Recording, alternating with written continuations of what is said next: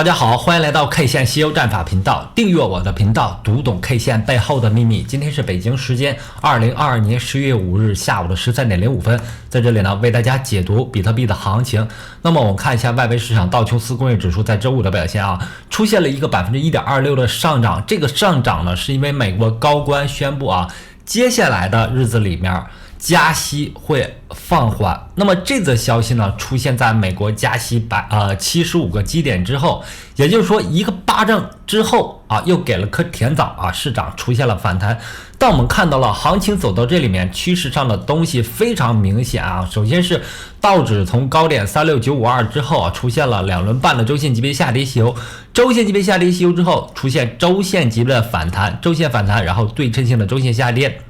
周线下跌之后，我们给出了一个反弹的预期，这个预期呢是在波谷连线这个位置上给出的预期。给出预期的同时，美国公布了一个非农数据啊，一个 CPI 啊，两个利空消息对行情出现了不同程度的打压。打压之后，行情出现反转，符合了我们 K 线西游战法，周线级别下跌之后啊，日线级别到4小级别反弹的一个行情。那么在这轮行情当中，我们最终呢看到了一个日线级别反弹，日线级别反弹顶到这个波峰连线之后啊，多出了一根阳线，我们认为它是一个谎骗性 K 线，欺骗性 K 线。欺骗性 K 线之后呢，行情由于美国公布了一个加息75个基点啊，出现了下跌之后呢，昨天出现了一个小幅反弹，因为说这个加息的预期要放缓啊，所以鸽派的声音出现之后，甜枣来了之后，市场有所反弹。但我们知道，如果一旦出现各种利空的消息，美股就会跌给你看。那么行情仍然在岌岌可危的一个下跌通道当中。那么这个下跌通道呢，我们看到它是一个周线级别下跌通道，最终呢会形成平行于2020年2月的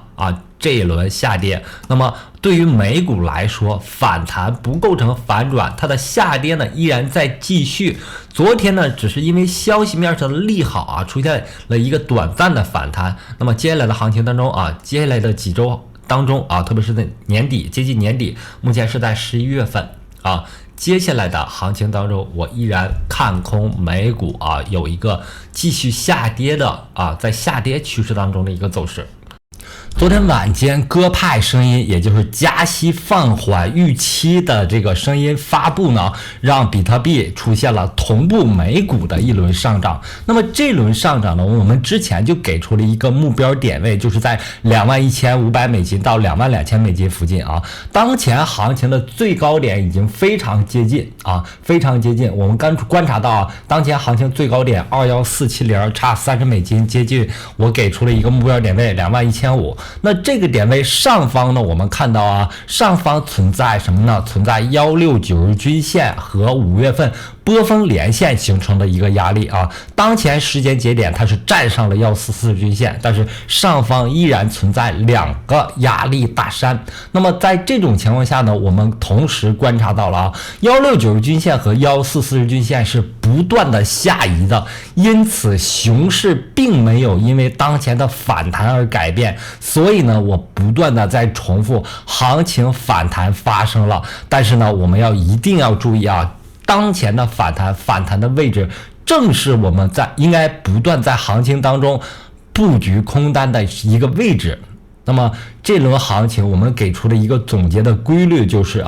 同前面牛市行情一样，牛市的行情当中，我们看到了4次等位置的位于32000点附近的波谷出现。波谷出现之后，到达第4次发生下跌。那么本轮行情，我们通过这个黄色的收敛三角形，也就是波峰连线和波谷连线形成的这个三角形，观察到了从3万点到17605形成了第一次波谷，然后出现了第二次波谷第二次波谷是在反弹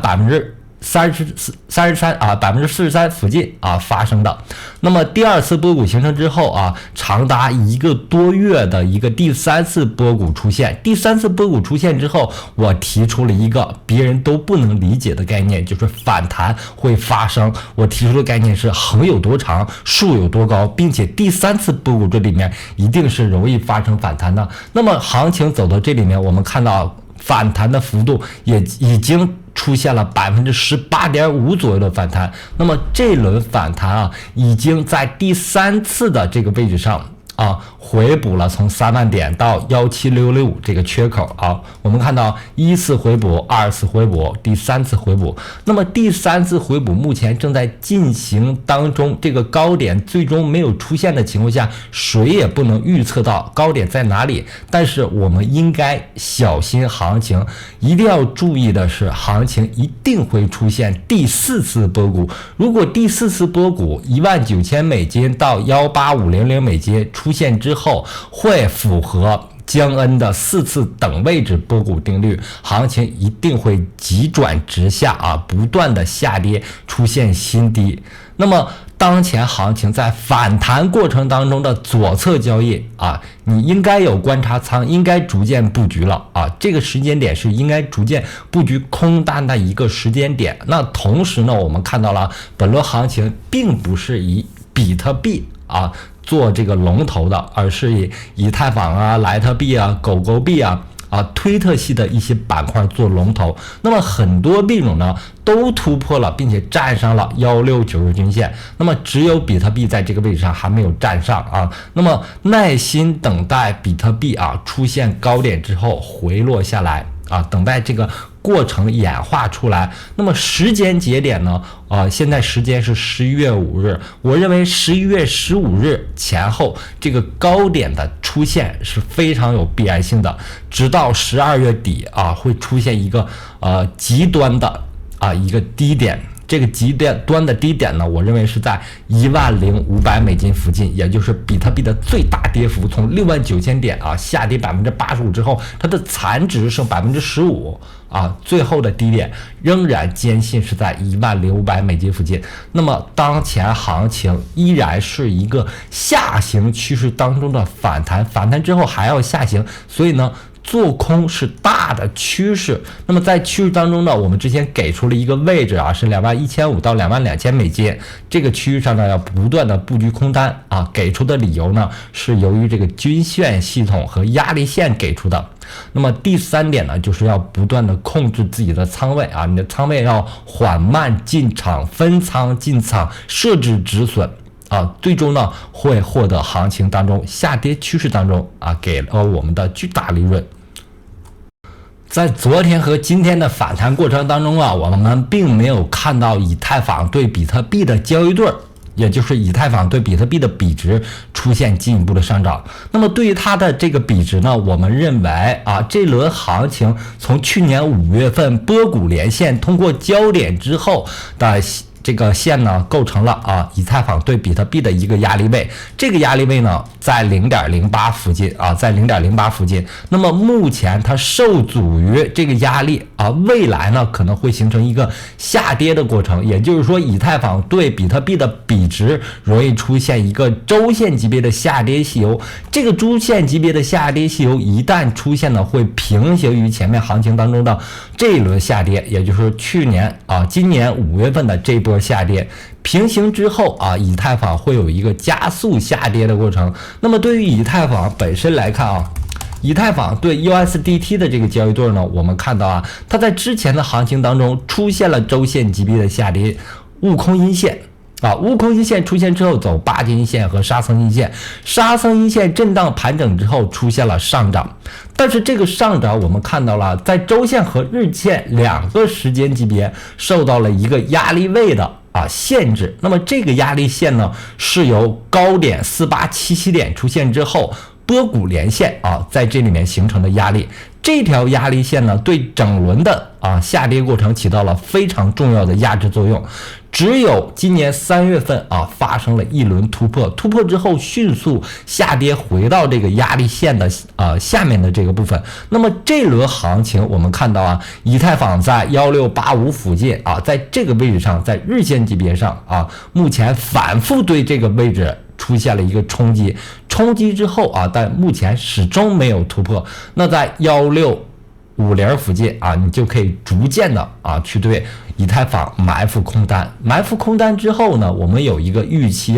就是周线级别以太坊出现了一个悟空阴线之后，它有8根阴线、沙僧阴线、唐僧阴线，最终呢我们给出了一个以太坊的终极的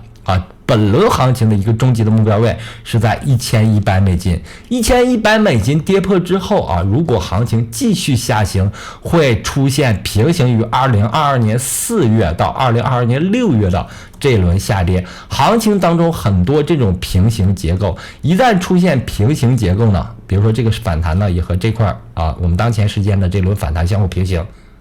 平行结构一旦发生之后下跌就会出现一个持续性。那么我们耐心等待这个下跌行情的出现。我认为1650附近